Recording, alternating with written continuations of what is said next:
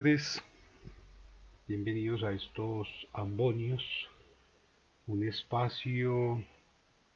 en el que procuramos escenarios para pensarnos, para tratar de entender lo que estamos siendo, cómo estamos siendo. Y bueno, creo que la ocasión no puede ser más propicia que esta para pensar lo que significa en este momento esas formas de manifestación popular, esas marchas desde las cuales por lo menos una parte de la ciudadanía, y uno quisiera pensar que una parte importante, que una gran parte de la ciudadanía puede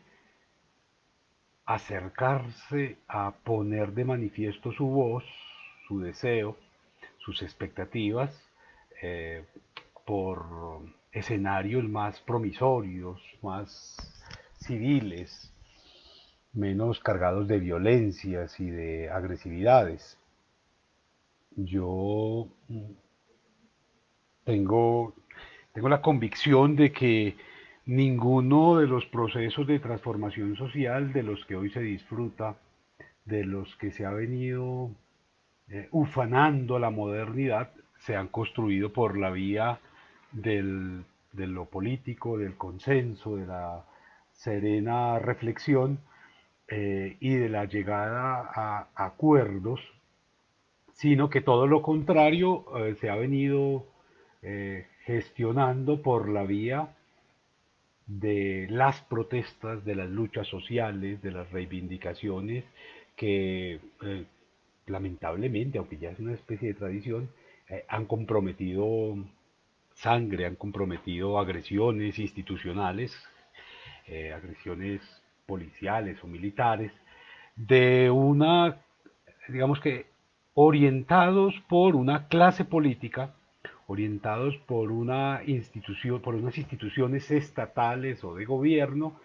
que procuran en cada uno de los escenarios mantener unos privilegios, unas condiciones de existencia que no son universales y que benefician simplemente a unos pocos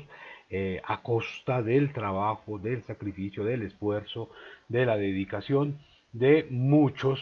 de la mayoría de los agremiados en esas condiciones de Estado o cualquiera de las otras fórmulas de organización. Y en esa medida entonces habría que pensar eh, primero esos movimientos sociales, cómo han surgido siempre es a la luz de escenarios de conflicto, conflicto laboral o conflicto económico, conflicto social, conflicto político, ideológico, pero han surgido a partir de eso. Eh, Reitero, no hay ejemplos de formas de transformación por vía pacífica. Quienes son muy dados a pensar la vida en términos religiosos tendrán que, digamos que tendrían que ser los primeros a comprender la importancia de la resistencia frente a las fórmulas institucionalizadas, figuras históricas como la de la implementación del cristianismo, solo, solo han sido posibles en la medida en que en los primeros años de aparición de esa doctrina hubo resistencia contra unas instituciones del Imperio Romano que crucificaban, que mandaban a la gente a ser tragada por los leones, que la azotaban, que la cuestionaban, y fue la resistencia de ese pequeño grupo inicial que poco a poco fue cooptando cómplices, eh, lo que hizo posible que ese cristianismo funcionara. Y como eso podríamos pensar fenómenos como la democracia, como la instauración de las repúblicas. Uno, digamos que el ejemplo allí tendría que ver con lo que representó la Revolución Francesa. Eso no fue por las buenas, eso no fue conversadito, eso no fue a la luz de tres tintos, sino que representó la imposición por parte del Estado de un instrumento, por ejemplo, como la guillotina, a la que fue conducido medio pueblo francés, incluido su propio rey, incluidos sus propios líderes, que intentaban hacer valer una forma de organización por encima de la otra, unos intereses por encima de otros particulares. Y en el mismo sentido, un poco antes, uno podría pensar en lo que fue la revolución norteamericana que dio paso a la instauración de las repúblicas, que hoy pareciera ser el método, el modelo más efectivo para podernos acomodar como estados, por lo menos como repúblicas, bajo una forma de gobierno democrático que ha demostrado pues sus tremendas virtudes, pero también sus abismales errores y sus abismales deficiencias. Todo eso se ha hecho por la vía de las manifestaciones, por la vía de las protestas, por la vía de las marchas, la instauración de los derechos civiles, por ejemplo, en el caso de algunas comunidades como las comunidades negras norteamericanas, solo se logró mediante marchas, marchas gigantescas lideradas por Malcolm X y después por Martin Luther King. Los dos terminan asesinados como si fueran líderes sociales colombianos, como si fueran ciudadanos que tienen que huir de la policía, pero son asesinados y son esas marchas,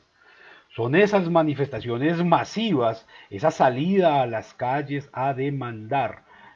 tratos equiparables con el ideal de vida que tiene cada época, lo que ha permitido esas transformaciones. Y entonces el llamado que se ha venido haciendo, por ejemplo, a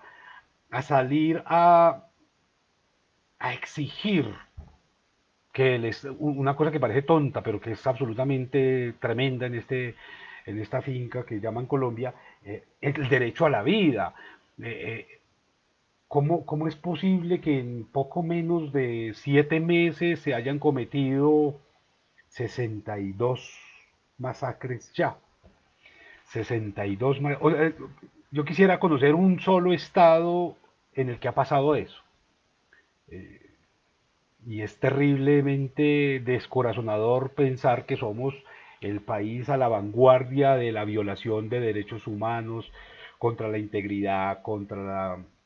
propiedad, contra las libertades, y que sin embargo todavía haya algunos abyectos que son incapaces de asumir su lugar como ciudadanos, inclusive que uno podría entenderlo si fueran privilegiados, pero cuando es la, la propia caterva de trabajadores, de abusados, de maltratadores, de desempleados,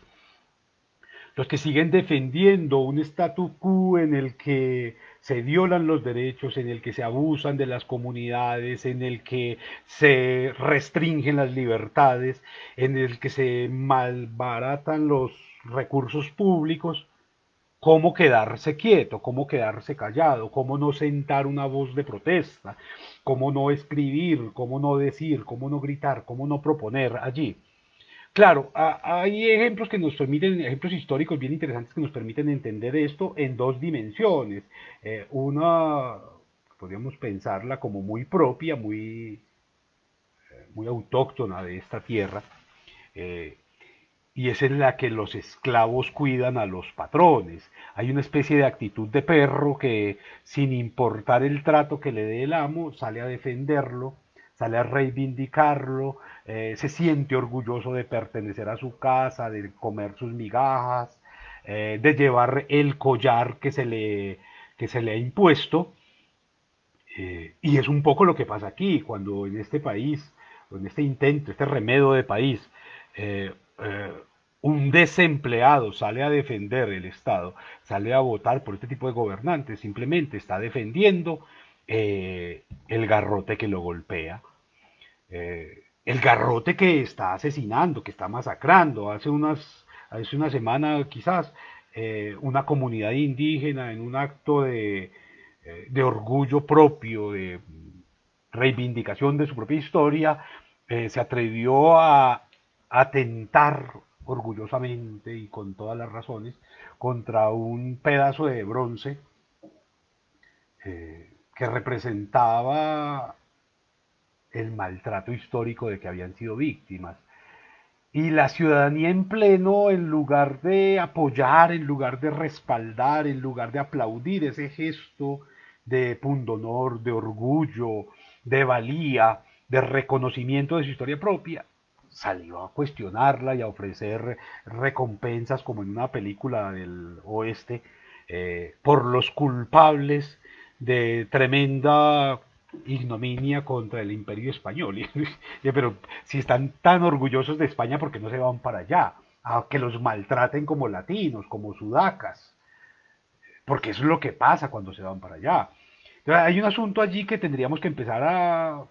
revisar cotidianamente y en cada uno de los actos. ¿Cuál es el lugar que como ciudadanos, como seres humanos, como habitantes de determinado territorio, le estamos dando a esas conquistas que se supone, se desean para los hijos, para los nietos, para los sobrinos, para los familiares y para el sí mismo en muchos casos, pero que se intentan reivindicar por la vía de la defensa de quien está maltratando, de quien está dañando. Esta mañana me sorprendía encontrar algunas imágenes en las que se ponía en evidencia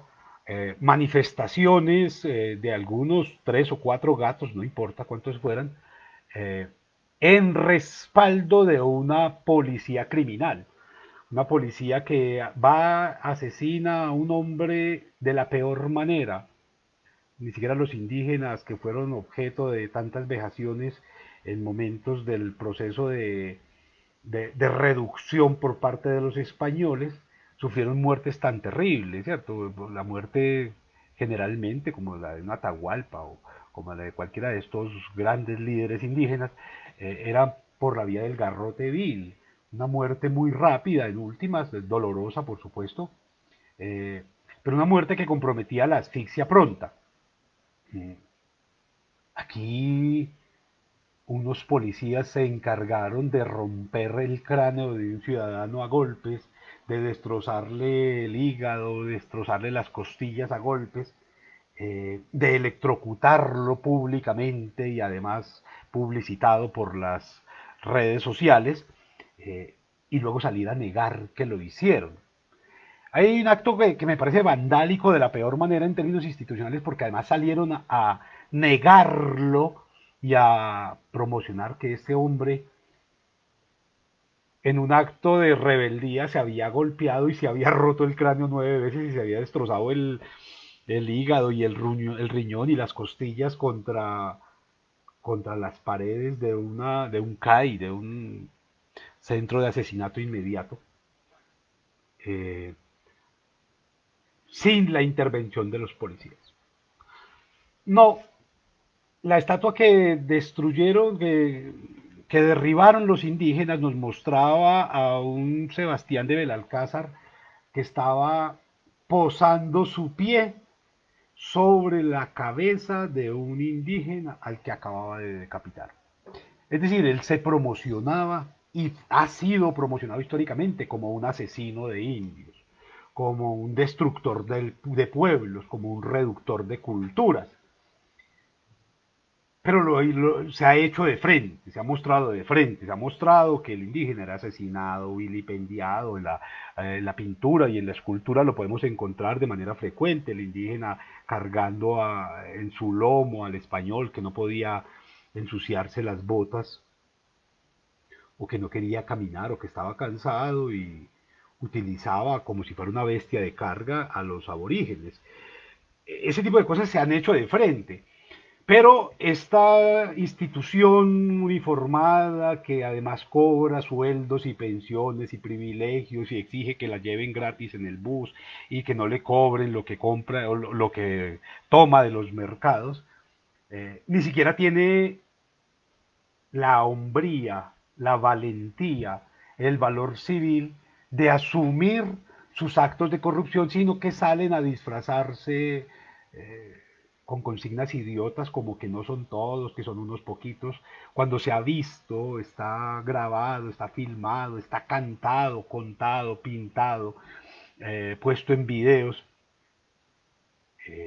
que no son dos o tres los que salen, sino que salen en grupo, que salen en los automóviles que la ciudadanía paga, con el combustible que la ciudadanía paga, que salen con los uniformes que la ciudadanía paga con sus impuestos, que sale con las armas que son compradas con el dinero que debería ser utilizada para atender vicisitudes como la cuarentena y salen a abusar, a maltratar, a dañar, a abusar. Entonces allí hay un asunto que tendríamos que pensarnos. No, las grandes manifestaciones que se han hecho, las grandes marchas, han tenido como eje articulador la demanda de condiciones más apropiadas. Sin embargo, más allá de pensar en esas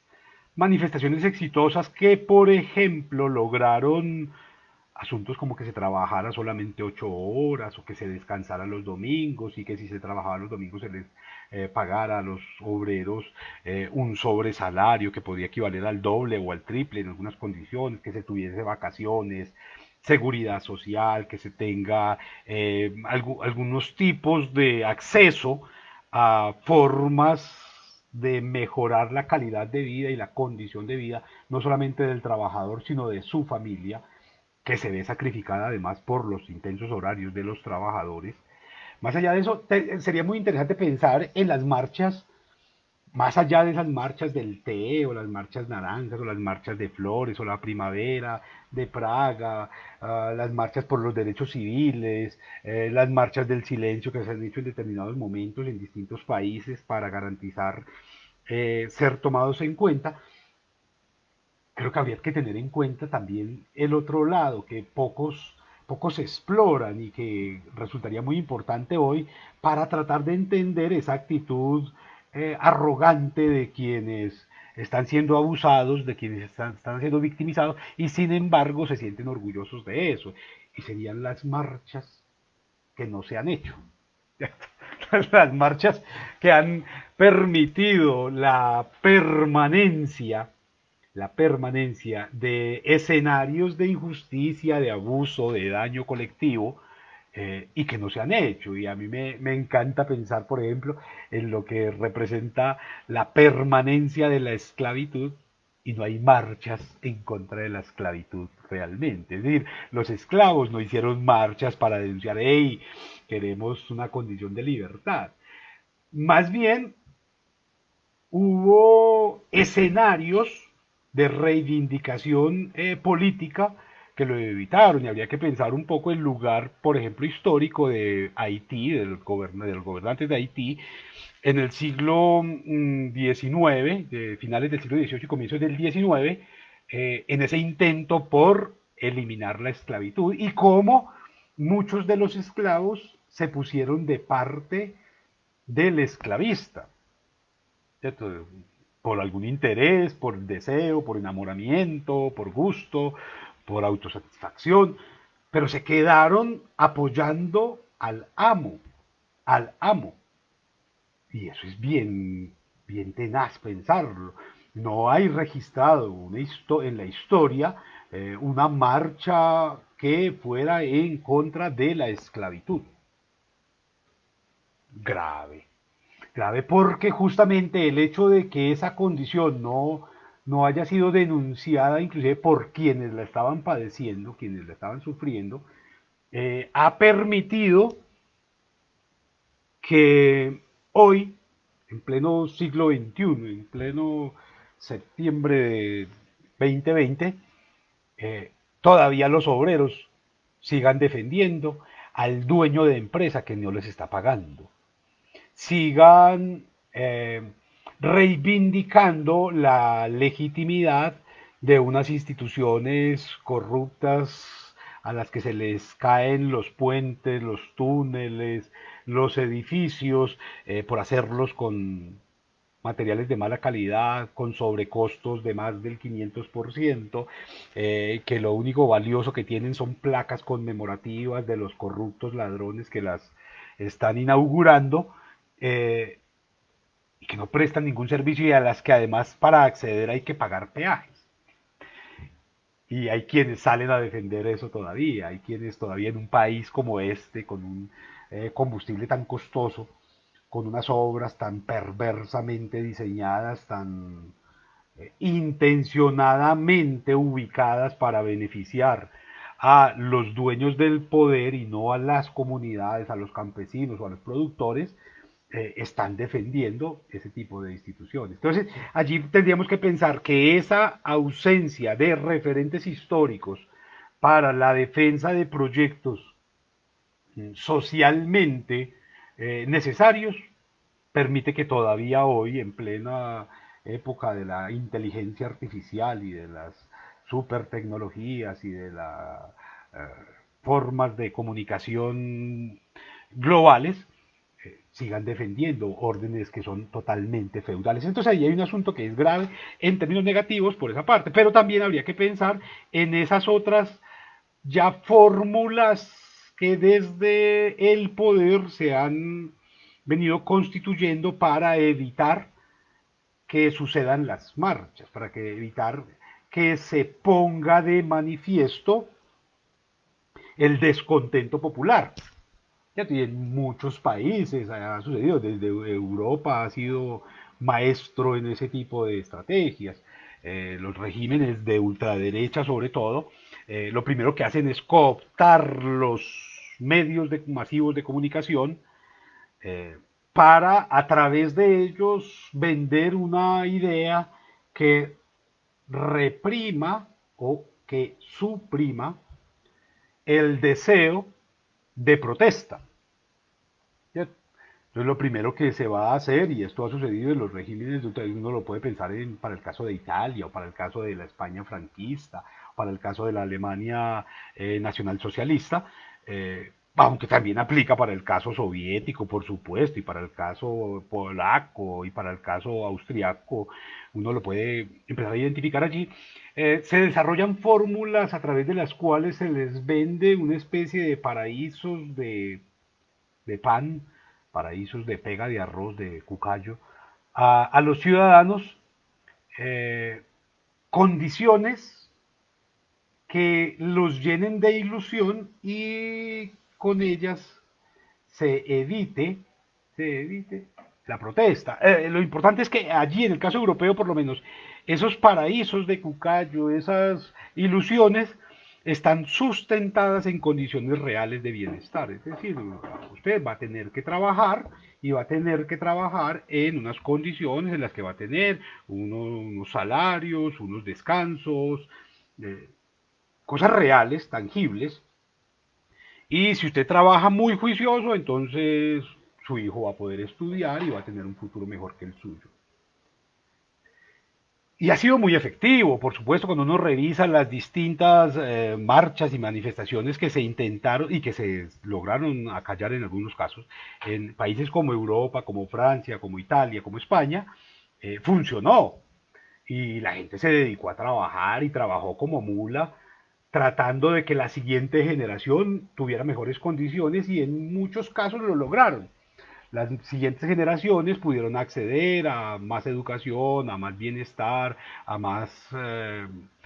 carreteras, a mayores espacios, a mejores condiciones de existencia. Y esto exponencialmente se iba desarrollando en, en cada nueva generación. Sin embargo, cuando uno revisa un caso como el que sucede en una finca como Colombia,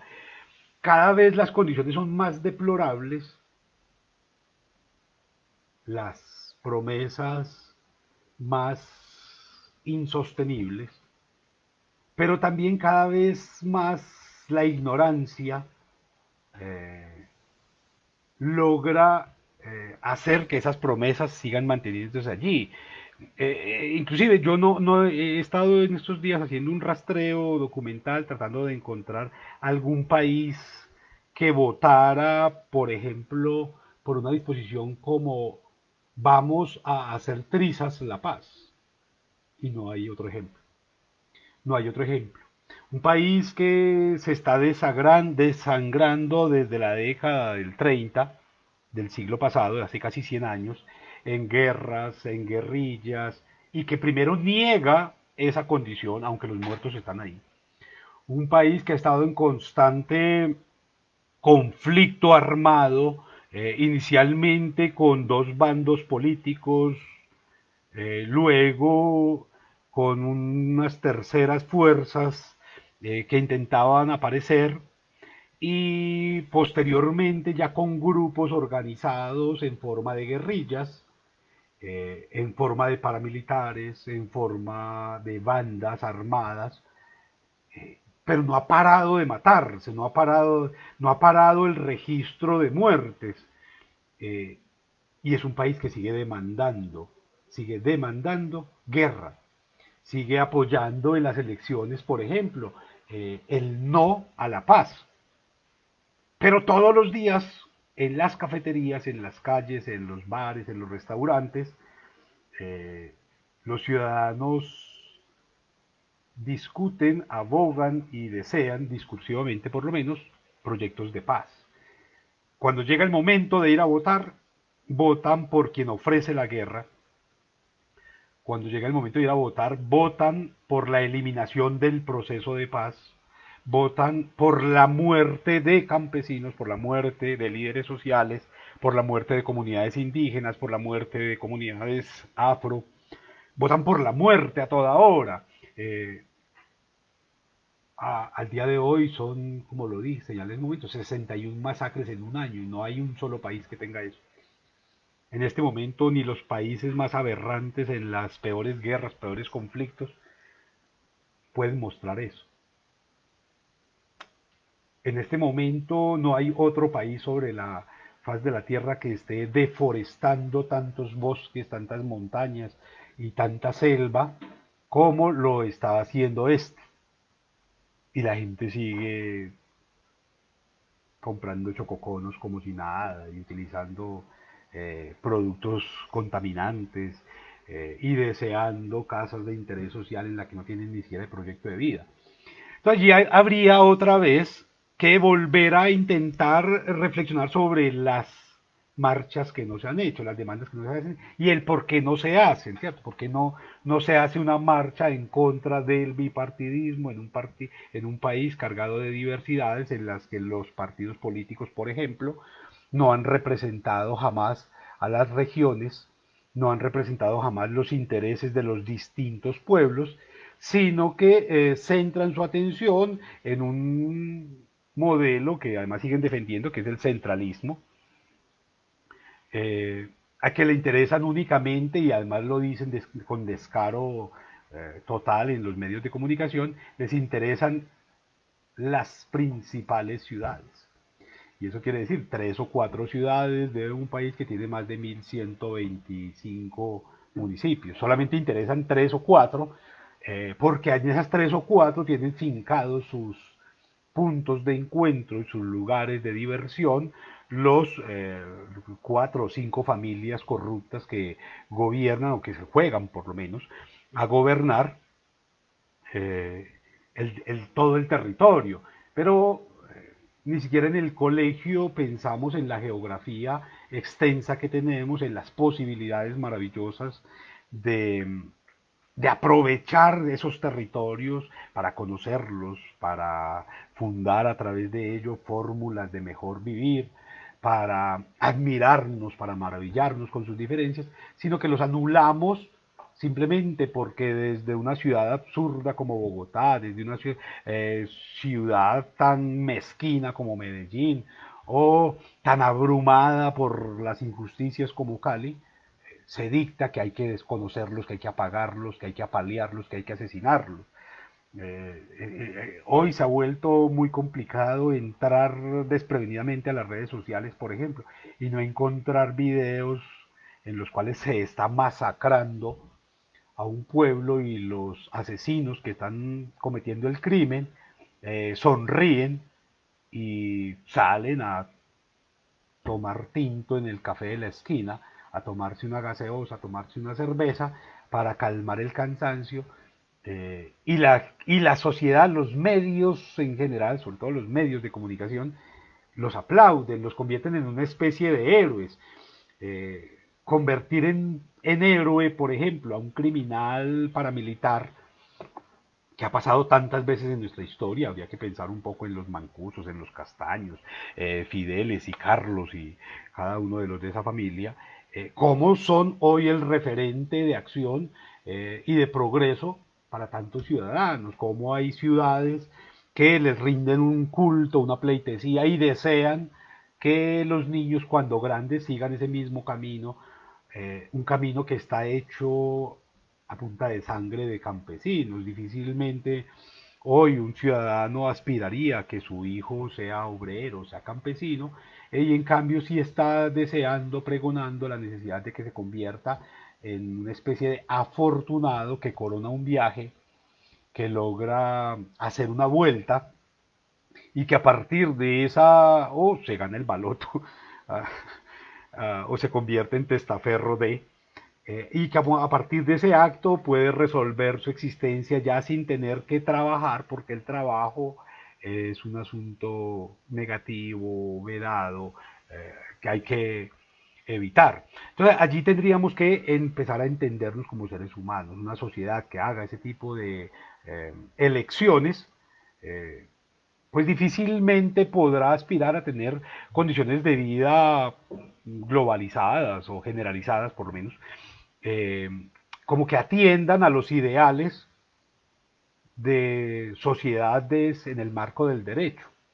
o sociedades en el marco de los derechos humanos o de las reivindicaciones sociales a que se supone que se tiene acceso hoy en día. Yo he hecho la invitación a que pensemos cada uno de los derechos humanos,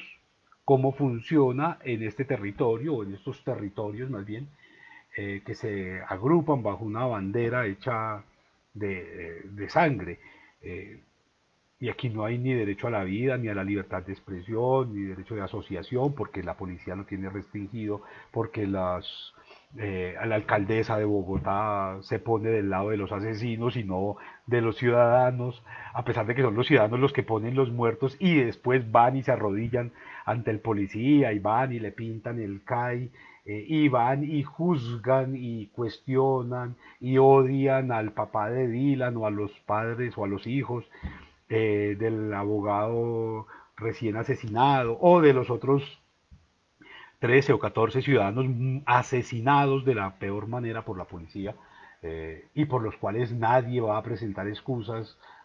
por los cuales nadie se pregunta, nadie se cuestiona y que sin embargo son la representación real, tangible, medible, evaluable de que hemos fracasado como sociedad en tanto que no somos capaces de encontrar en esos muertos un referente de acción desde los cuales podemos empezar o tendríamos que empezar a trabajar por sociedades en la convivencia, en la paz, en la armonía social. Eh, yo creo firmemente que esa actitud despótica del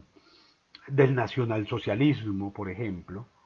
esa actitud despótica de Mussolini o de Franco o de Pinochet o de Getulio Vargas o de Stroessner o de cualquiera de los dictadores, no puede ser aplaudida, no puede ser convertida en iconos, en estampas, en videos de propaganda positiva, no debe ser convertida en estatuas, como convertimos en estatuas a los Jiménez de Quesada, a los Belalcázar, a los Robledos, a cada uno de estos asesinos españoles que llegó aquí y arruinó toda una cultura, que asesinó, que violó, que violentó, que mató. Hicimos eso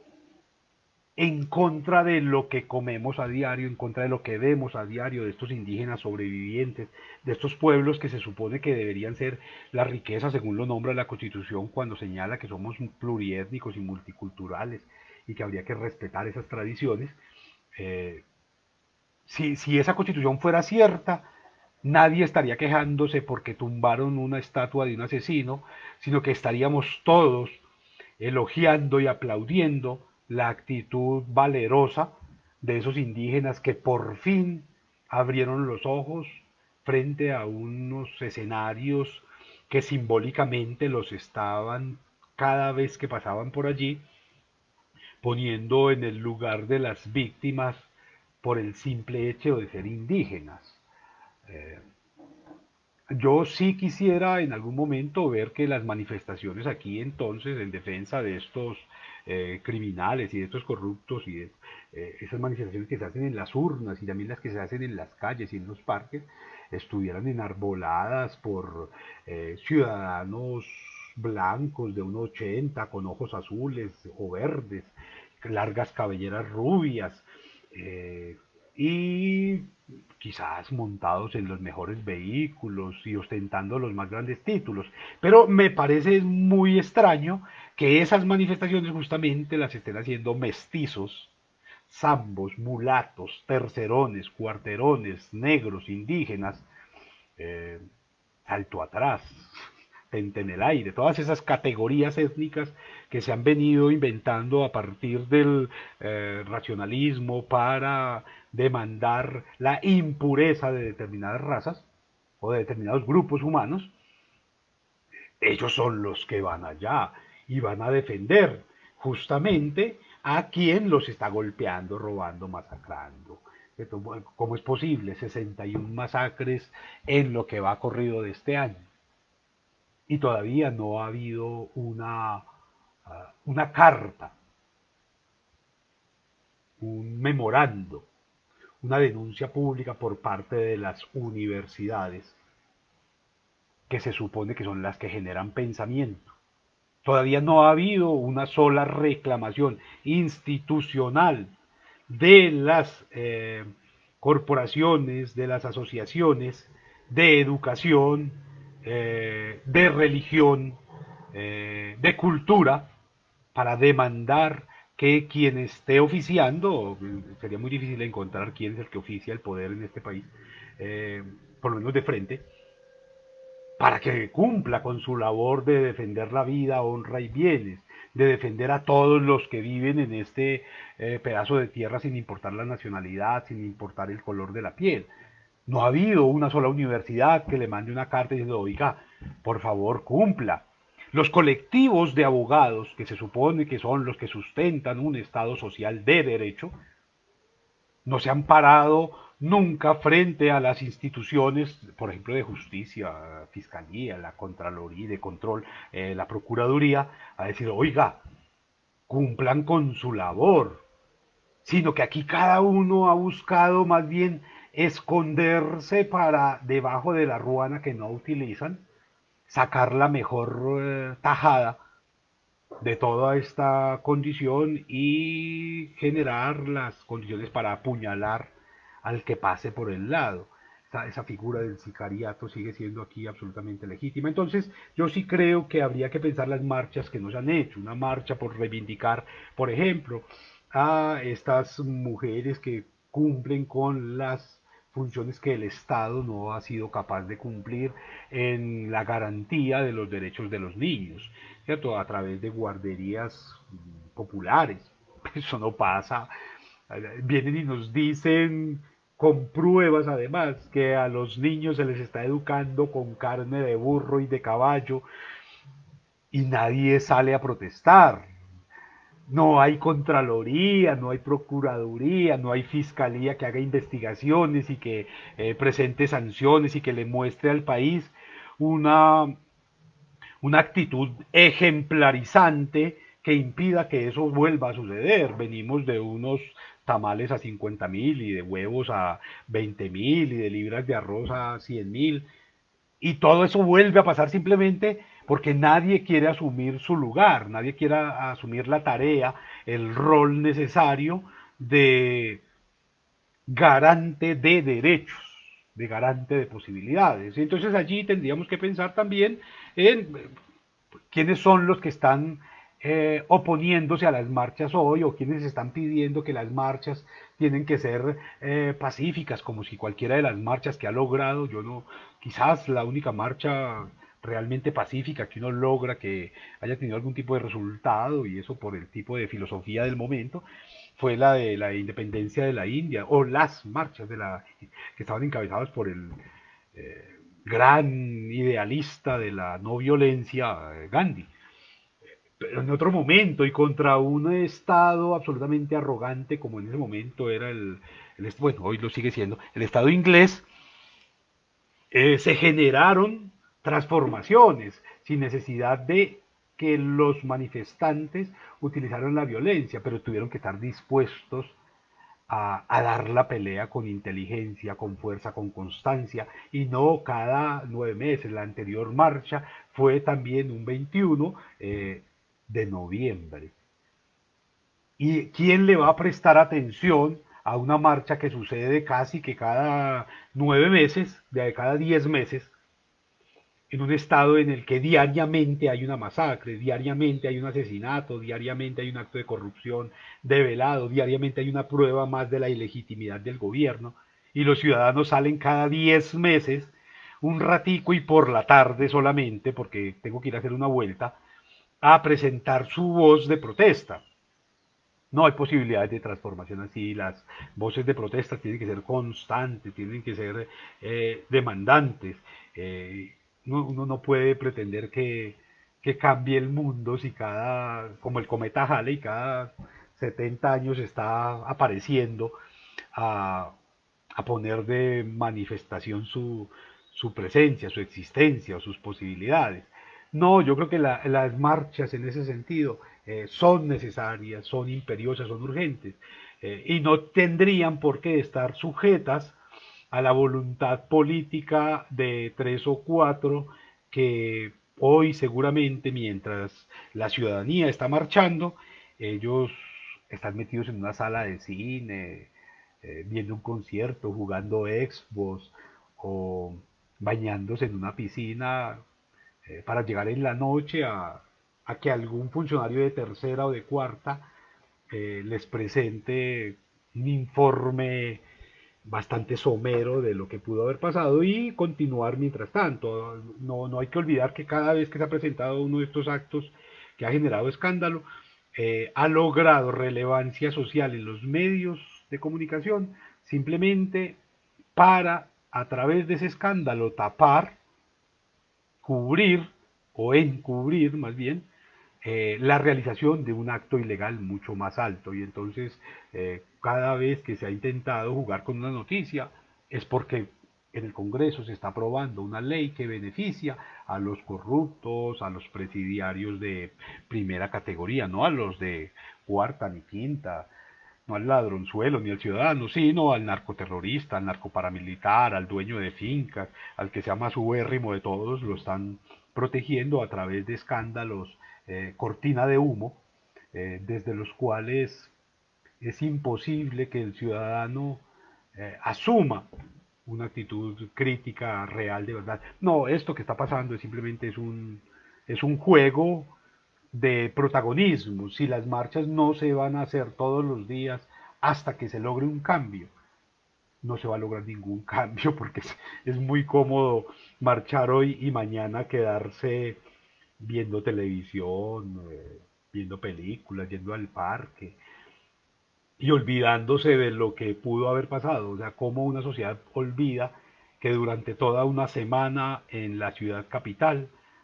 la policía presentó un golpe de Estado, eh, pasando por encima de todos los derechos de la ciudadanía, pasando por encima de todos los preceptos constitucionales, pasando por encima de todas las instituciones, eh, y lo hace además con descaro, con arrogancia y cada vez más empoderada. Ellos no van a parar en tanto que la ciudadanía no sea capaz de plantarles cara de manera constante, de manera frecuente, y de manera inteligente, por supuesto. Muy bien, hasta aquí estos ambonios. Espero encontrarnos nuevamente en otra jornada, ojalá con mejores noticias, ojalá con principios de transformaciones reales. Feliz resto de jornada.